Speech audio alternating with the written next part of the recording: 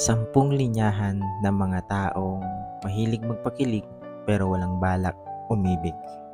Makinig ka para malaman mo. Number 1, kumain ka na? Huwag kang magpapagutom ha. Number 2, ingat ka palagi. Kasi soon, ikaw naman yung iingatan ko. Number 3, tawag ako sa'yo mamaya ha. Kasi namimiss ko na yung boses mo. Number 4, napapasaya mo talaga ako kapag kausap kita. Number 5, libre kita ng pagkain gusto mo. Kahit ano basta para sa'yo. Number 6, wala akong ibang kausap. Ikaw lang, sapat na, okay na ako. Number 7, huwag kang magpakapagod dyan ha.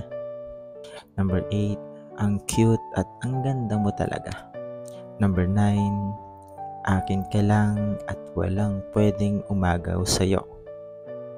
Number 10, i-follow mo ako para maisip mong pinapakilig ka lang niya pero wala siyang planong ibigin ka. Tandaan mo yan. God bless. 3 signs na pinapaasa ka lang ng isang tao. Makinig ka para malaman mo. Number 1, mahilig siyang magbigay sa iyo ng mixed signal. Minsan malambing, madalas hindi.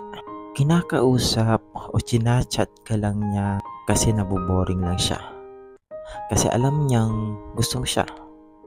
Kaya tinitake advantage niya iyon. Number 2, nakakarinig ka sa kanya ng mga salitang bihira niyang sabihin sa iyo. Lalo na yung mga linyahan talaga nakikiligin ka. Nako, mag-ingat ka sa mga tao mahilig lang magpakilig. Baka ma-fall ka pero hindi ka naman talaga sasaluhin. Makikita mo ito sa kanya mga action na ipinapakita sa iyo.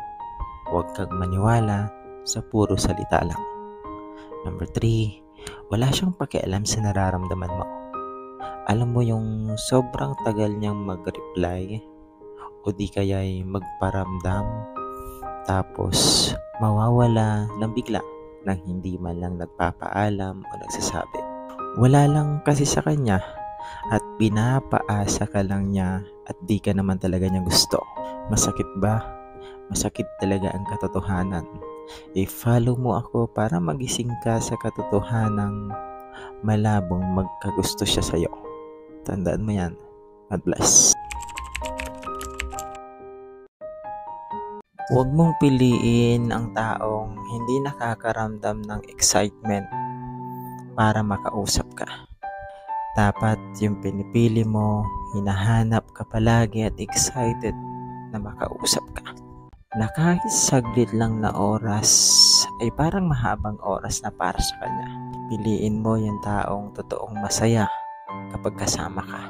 Hindi yung napilitan lang at hindi yung kinakausap ka lang kasi kailangan ka lang. Piliin mo yung taong kontento sa'yo at sasamahan ka. Sasamahan ka hanggang sa dulo at hindi iiwan sa mga mahirap na sitwasyon. Piliin mo yung totoong masaya sa'yo, yung totoong mahal ka, walang pag-aalinlangan at pipiliin ka araw-araw. Yung tanging ikaw lang at wala nang iba pang pagpipilian.